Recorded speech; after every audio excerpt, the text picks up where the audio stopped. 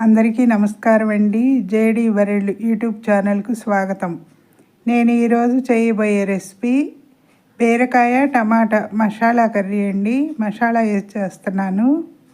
ముందుగా ఇవి 1/2 kg బీరకాయలండి. చెక్కు తీసి పెట్టాను బీరకాయలు ఇలాగా. తర్వాత దీనికి 2 టమాటాలు అయితే సరిపోతుందండి.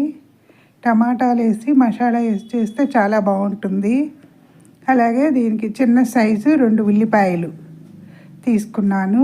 దీనిలో మసాలా కోసం అల్లం, వెల్లుల్లి, ధనియాలు, మిరియాలు, లవంగాలు, చెక్క, అలాగే కొంచెం జీలకర్ర, కొంచెం గసగసాలు కూడా వేసానండి. వేసి వీటిని మనం మిక్సీ వేసుకోవాలి. ఇది డిఫరెంట్ టేస్ట్ ఉంటుందండి. వెజ్ తినేవాళ్ళకి మసాలా ఫ్లేవర్తో తినాలనుకుంటే ఇలా చేసుకోవచ్చు. మిక్సీ వేసాను కదా. ఇప్పుడు బీరకాయల్ని చెక్కు తీసిన తర్వాత కడిగి ముక్కలు కోసుకోవాలండి. ముక్కలు కడగకూడదు, బీరకాయలే కడిగి ఇలా కోసుకు పెట్టుకోవాలి. అలాగే టమాటాలు కూడా 2 మీడియం సైజువి 2 కాయలు కోసి ముక్కలుగా సన్నగా కట్ చేసుకున్నానండి. అలాగే ఉల్లిపాయలు 2 చిన్న సైజువి. ఇది మసాలాతో ఉడికిన కూర టేస్ట్ చాలా బాగుంటుందండి. అలాగే దీనికి పోపు దినుసులు మినపప్పు, ఆవాలు, శనగపప్పు, జీలకర్ర, ఎండుమిర్చి కూడా తీసుకున్నాను. ముందుగా స్టవ్ వెలిగించి దాకబెట్టి ఆయిల్ వేసానండి. ఆయిల్ వేడైన తర్వాత ఈ పోపు దినుసులు వేసుకున్నాను. తర్వాత 2 రెమ్మల కరివేపాకు వేసి అవి ఫ్రై అయిన తర్వాత మనం ముందుగా కట్ చేసి పెట్టుకున్న ఉల్లిపాయ ముక్కలు వేసుకోవాలండి. దానిలో వేసి మొత్తం ఒకసారి ఇలా కలుపుకోవాలి. ఎండుమిర్చి కూడా వేసుకోవచ్చండి 1. ఈ టేస్ట్ బాగుంటుంది. ఎండికారం దీనికన్నా కూడాను 1 వేసుకోవచ్చు. అలాగే చిటికెడు పసుపు వేసి మొత్తాన్ని కూడా ఇలా కలుపుకోవాలి.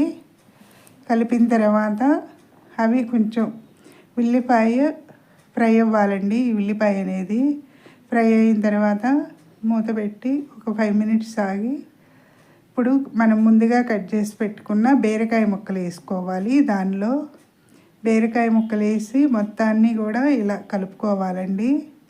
ఇలా కలపటం వల్ల ఆయిల్ అలాగే సమానంగా కూడా ఉడుకుతుందండి.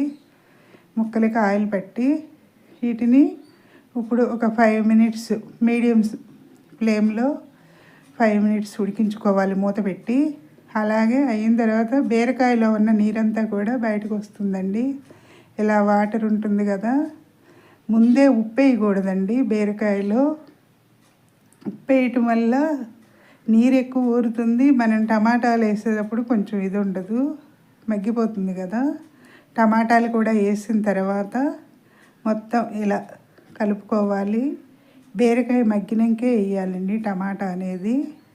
వేసి ఇప్పుడు దీనికి తగినంత సాల్ట్ వేసుకుంటున్నాను. లేదంటే ముందు బీరకాయ ముక్కలు కొంచెం ఎక్కువగా కనిపిస్తాయి కదండి, మనం అప్పుడు వేస్తే సాల్ట్ ఎక్కువైపోతుంది. తక్కువైతే కలుపుకోవచ్చు కానీ ఎక్కువైతే చేయలేం కదా. ఇప్పుడు టమాటాలు కూడా వేసిన తర్వాత మనం సాల్ట్ వేస్తే ఇంకా కొంచెం నీరు ఊరుతుందండి.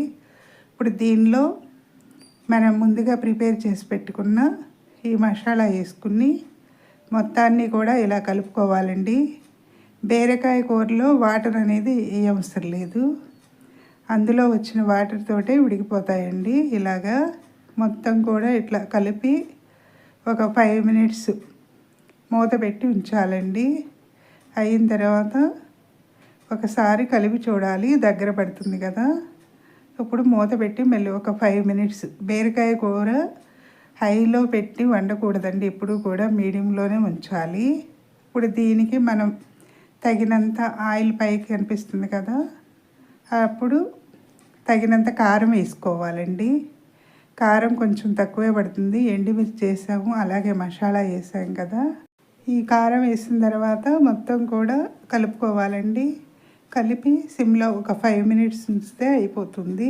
మూత పెట్టేసి కొత్తిమీర ఉంటే వేసుకోవచ్చండి. ఇంట్లో కొత్తిమీర అయిపోయింది. ఈ ఎండలకి ఫ్రిడ్జ్లో కూడా ఉండటం లేదండి, అందువలన ఉంటే వేసుకోవచ్చు, లేదంటే లేదండి. అయిపోయిందండి. ఇలా బీరకాయ టమాటా మసాలా కర్రీ రెడీ అయిపోయిందండి. సబ్స్క్రైబర్స్ పెరగటం లేదండి. సబ్స్క్రైబ్ చేయండి, మరిన్ని వీడియోస్ చేస్తాను.